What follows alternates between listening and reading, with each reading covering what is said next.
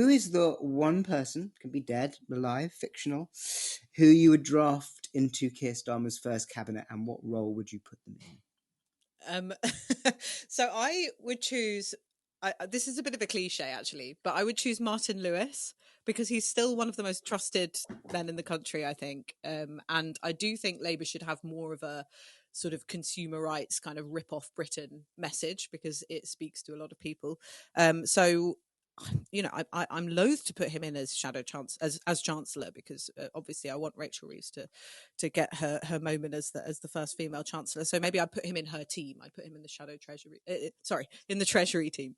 He could be like Chief Secretary to the Treasury, couldn't he? Exactly. He's the most trusted person in Britain, isn't he? Like he comes out in polls as if we actually had an elected head of state, he probably would win. Yeah, and sometimes he even gets confused as for the leader of the opposition in focus groups as well. We'll get him into government. He won't be trusted for much longer. No, exactly. I would advise him against everything, which I think he's already been approached by a number of parties, I think, and he's always said no. So I think that's very wise. Wise man. Okay, what do you think's one issue that just isn't getting as much coverage in the media as it deserves, or even enough attention from the Labour Party right now? Fixing local government finance, basically. I think Labour need to have an answer to that, and they don't. And there's all sorts of things that they can do without making big spending commitments, like council tax reform, changes to business rates, sorting out adult social care. Okay, maybe that would require some spending commitments. A little bit of money, yeah. Yeah, deciding a different way of structuring it.